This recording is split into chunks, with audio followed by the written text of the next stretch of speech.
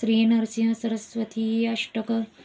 इंदुकोटि तेजकीर्ण्य सिंधु भक्तवत्सलं नन्दनात्रिसूनु दत्तमिन्दिराक्ष श्रीगुरुं गन्धमाल्य अक्षदातिवृन्ददेववन्दितं वन्दयामि नारसिंह सरस्वती च पाहि मां मोहपाश अन्धकारजातदूरभास्कर आयताक्ष पाहि श्रियवल्लभेशनायकं सेव्यभक्तवृन्दवरद भूयो भूयो नमाम्यहं वन्दयामि नारसिंह सरस्वती च पाहि मां चित्तजातिवर्ग अष्टमत्तवारनाकुशं सत्त्वशारशोभितात्मदत्तश्रियवल्लभम् उत्तमावतारभूतकर्तृभक्तवत्सलं वन्दयामि नारसिंह सरस्वती च पाहि माम् ॐ वायुतेज आप भूमिकर्तमीश्वरान् कामक्रोधमोहरहित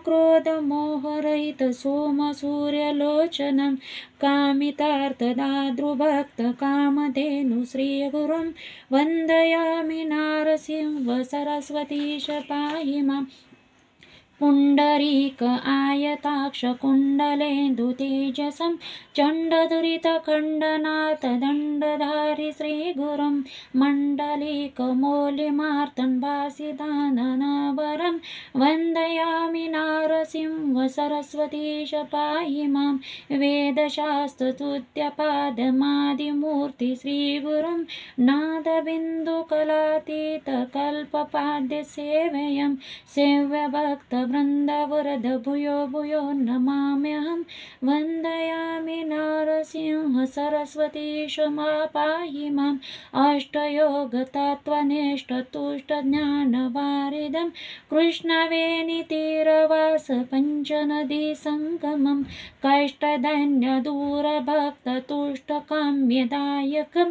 वन्दयामि नारसिंह सरस्वती च पाहि मां नारसिंह सरस्वती च नाममष्टमौक्तिकं हारकृत्य शारदेन गङ्गाधराख्य आत्मज धारणिकदेवदेक्ष गुरुमूर्तितोषितं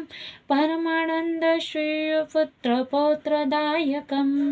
नारसिंह सरस्वती च अष्टक च ये पठेत् घोरसंसारसिन्धुतारणाख्य साधनं सारज्ञानदीर्घायुरारोग्यादिसम्पदा चारुवर्गकाम्यलाभनित्यमेव